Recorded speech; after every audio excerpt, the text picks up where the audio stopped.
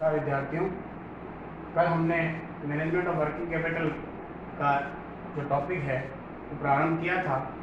और उसमें हमने वर्किंग कैपिटल का मीनिंग क्या होता है और उसके दो कंसेप्ट जिसको हमने देखा था कि किस प्रकार से जो है वो हम वर्किंग कैपिटल को जो है डिफाइन कर सकते हैं। आज का जो हमारा कंटेंट है वो estimation of working capital requirement है, यानी किसी भी संस्था में या निर्माण करने वाली संस्था में या व्यावसायिक प्रतिष्ठान में कार्यशील पूंजी का अनुमान किस प्रकार से लगाया जाए। जैसा कि कल के व्याख्यान में मैंने आपको बताया था कि किसी भी व्यवसाय में कार्यशील पूंजी का बहुत बड़ा अपना स्थान होता है, क्योंकि उसे दैनिक खर्चों के निष्पादन के लिए या अपने व्यवसाय के सामान्य संचालन के लिए उसके पास कुछ ना कुछ कार्यशील पूंजी का होना आवश्यक होता है। और जिसके कारण मैंने आपको बताए थे दो मुख्य कारण हैं। एक कारण ये है कि माल को उधार पर देना पड़ता है। नंबर 2 कारण ये है कि माल जो है व्यावसायिक संस्थाओं को उधार भी प्राप्त होता है और उस आधार पर ये निर्णय करना होता है कि एक एप्रोप्रिएट वर्किंग कैपिटल होनी चाहिए। अगर ओवर एस्टिमेशन वर्किंग कैपिटल अगर है वो भी संस्था के लिए हानिकारक है, और अगर जो है उसका सही अनुमान नहीं लगाया गया है तब भी उससे संस्था को हानि हो सकती है, और अगर ज़्यादा लगा लिया गया तब भी हानि हो सकती है, क्योंकि वो कार्यशील पूंजी जिसका उपयोग ही नहीं हो रहा है वो संस्था के पास में वो कोष बेकार पड़ा रहता है। इसलिए संस्था का उद्देश्य जो है अपने लाभ को अधिकतम करना होता है, और लाभ को अधिकतम तब किया जाता है जब संस्था के पास उपलब्ध कोषों का सर्वोत्तम उपयोग जो है किया जा सके। तो आज हम जो है एस्टिमेशन की बात करेंगे कि कैसे अनुमान लगाए कोई भी व्यावसायिक संस्था कि उसे कितनी कार्यशील पूंजी की आवश्यकता होगी। इसके लिए 3 विधियां दी गई है, जिसमें हम केवल आज एक ही विधि पर चर्चा करेंगे। 3 विधि मैं आपको बताता हूं। सबसे पहले ऑपरेटिंग साइकिल मेथड है, यानी परिचालन चक्र विधि, जो कि सबसे महत्वपूर्ण और ऑथेंटिक मेथड माना जाता है। नंबर 2 है forecasting of the current asset and current liability method, यानी चालू संपत्ति और चालू दायित्वों का पूर्वानुमान लगा करके कार्यशील पूंजी की गणना करना। और नंबर 3 जो है वो हमारा आता है कि प्रोजेक्टेड बैलेंस शीट मेथड, यानी प्रक्षेपित चिट्ठा विधि जिसको आप बोलते हैं, उसके आधार पर इसकी गणना की जाती है। लेकिन एग्जामिनेशन पॉइंट ऑफ व्यू से अगर देखें और एस्टिमेशन के आधार पर देखें तो सबसे साइंटिफिक मेथड जो है वो ऑपरेटिंग साइकिल मेथड माना जाता है। तो इस ऑपरेटिंग साइकिल मेथड के आधार पर सबसे मुख्य बात है परिचालन चक्र होता क्या है। मैंने आपको कल भी बताया था, परिचालन चक्र का मतलब होता है एक निश्चित समय अवधि में जो है वह जो है कैश जो है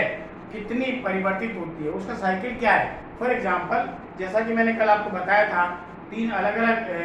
जो है उसके लिए बताया था। एक मैन्युफैक्चरिंग इंडस्ट्रीज के लिए ऑपरेटिंग साइकिल क्या हो सकता है, एक मैंने आपको बताया था बिजनेस फर्म के लिए क्या हो सकता है, एक सर्विस सेक्टर के लिए क्या हो सकता है। सबसे बड़ा जो साइकिल है वो मैन्युफैक्चरिंग के लिए होता है। फॉर एग्जाम्पल, सबसे पहले मान लीजिए उसके पास कैश है, कैश से वो रॉ मटेरियल लेता है। रॉ मटेरियल जब होगा तो रॉ मटेरियल से सबसे पहले उसकी जो फर्स्ट स्टेज आती है वो आती है WIP, यानी work in progress. Work in progress का मतलब है कि जो माल बन रहा है वो एक प्रोसेसिंग में चल रहा है, और जब कई बार माल जो होता है वो इस प्रकार का होता है, इस नेचर का होता है कि उसको डिफरेंट प्रोसेस से होकर गुजरना पड़ता है, तो WPI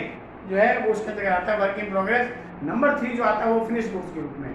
यानी पहले रॉ मटेरियल होता है, उसको हम कन्वर्ट करते हैं तो वर्क इन प्रोग्रेस बन जाता है, और फिर अंत में वो एक फिनिश गुड्स के रूप में कन्वर्ट हो जाता है। जब फिनिश गुड्स बन गया तो उसको सेल्स में कन्वर्ट कर दिया जाता है, यानी उसको विक्रय कर दिया जाता है। और जैसे विक्रय करते हैं तो अगर क्रेडिट पर सेल किया गया है तो वहाँ पर 2 चीज़ होती है, यानी डेटर्स जो हैं वो क्रिएट हो जाते हैं। और डेटर्स जब क्रिएट होते हैं तो वहाँ पर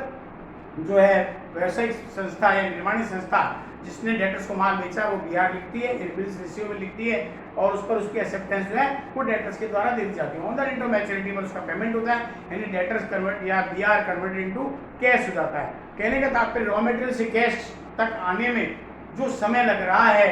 वो सारा अवधि जो है वो हमारी ऑपरेटिंग साइकिल जो कहलाता है। यानी परिचालन अवधि का मतलब ये होता है कि निश्चित अवधि में कितनी रिक्वायरमेंट कैश की रहेगी उसके आधार पर जो है कार्यशील पूंजी का अनुमान लगाया जाता है। अगर हम ऑपरेटिंग साइकिल मेथड के आधार पर देखें कि कार्यशील पूंजी कैसे निकाली जाती है तो इसका फॉर्मूला होगा cash operating cost upon number of operating cycles, यानी कि कुल जो है कार्यशील नगद कार्यशील लागत क्या है।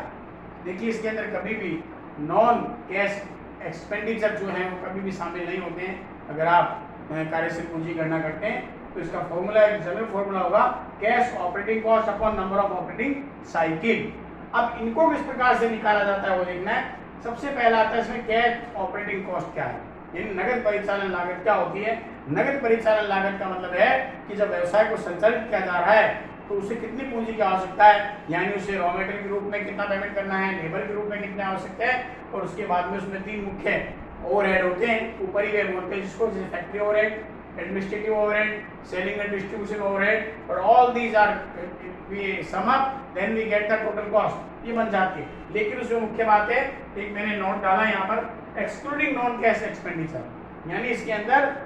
जो है नॉन कैश यानी जो गैर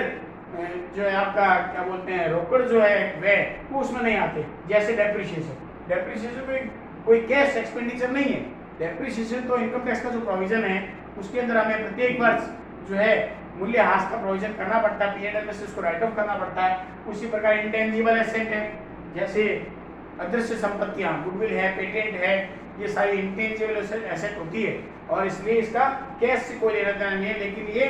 संस्था की गुडविल को जो है वो बढ़ाती है। तो नॉन कैश एक्सपेंडिचर में अपने जो आता है डेप्रिसिएशन है, इंटेंजिबल एसेट है, वो सारी इसके अंतर्गत आती है। तो आपको जब कैश ऑपरेटिंग कॉस्ट निकालनी हो तो आप क्या करेंगे, material, labour, factory overhead, administrative overhead, selling and distribution overhead सबको आप जोड़ लीजिएगा। और अगर आपको कहीं दे रखा है कि नॉन कैश एक्सपेंडिचर को दे रखा है तो उसको आपको डिडक्ट करना है, उसको शामिल नहीं करना है। उसके बाद में नंबर बी आता है पीरियड ऑफ ऑपरेटिंग साइकिल, यानी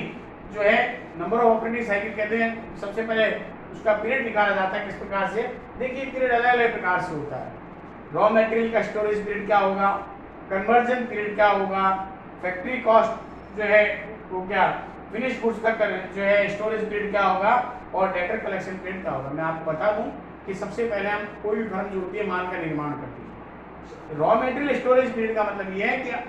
जो भी संस्था ने कच्चे माल को क्रय किया है वो कितने दिन गोदाम में रहता है, क्योंकि गोदाम में कच्चा माल रहेगा उसके बाद उसको निकलता रहेगा और आगे उसको निर्माण प्रक्रिया में जाता है। तो सबसे पहले आपको ये निकालना पड़ेगा, जिसको हम एम से डिनोट करते हैं, average stock of raw material बटा डेली एवरेज कंजम्पशन, यानी कुल औसत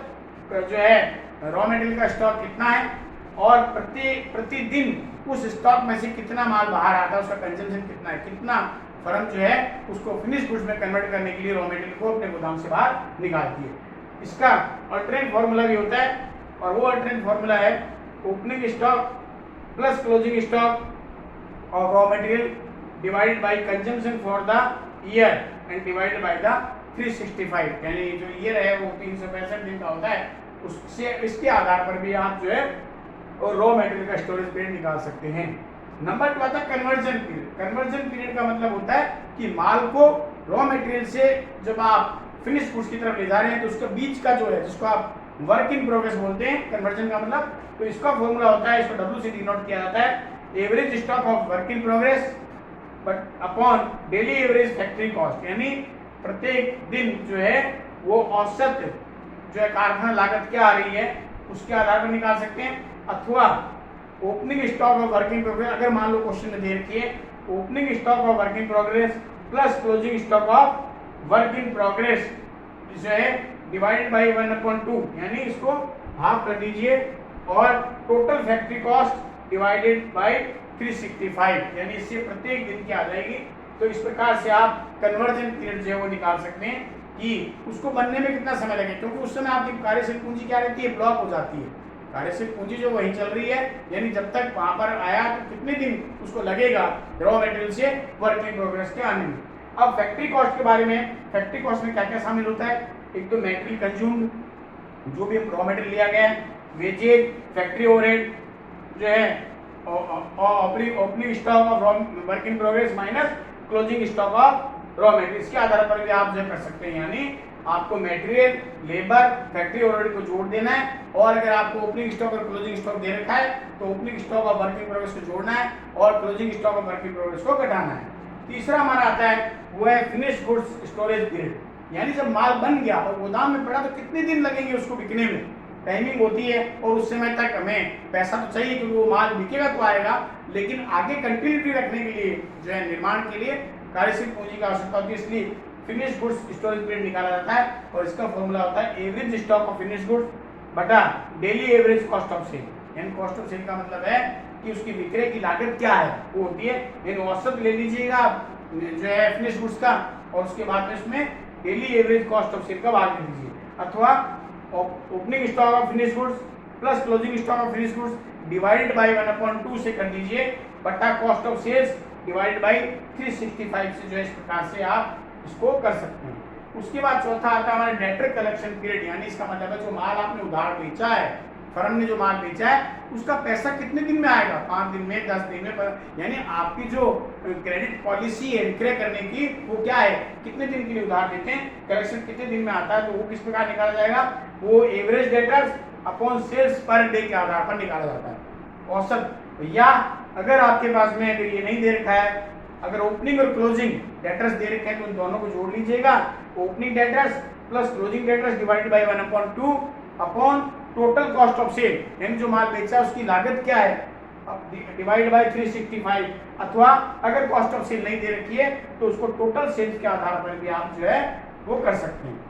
उसके बाद में अगला जो आता है तीसरी चीज है ये क्रेडिटर्स पेमेंट पीरियड। देखिए जिस प्रकार से हम किसी को उधार देते हैं तो लोग हमें भी उधार देते हैं, यानी अगर आपने किसी फर्म से रॉ मटेरियल खरीदा है तो उस फर्म की क्या पॉलिसी, आपको कितने दिन का उधार मिल रहा है, वो आपकी कार्यशील पूंजी को बढ़ा देती है। क्यों? क्योंकि उतने दिन आपको पेमेंट नहीं करना पड़ता तो वो फंड आपके पास में रहता है। इसको निकालने का फॉर्मूला होता है एवरेज क्रेडिटर्स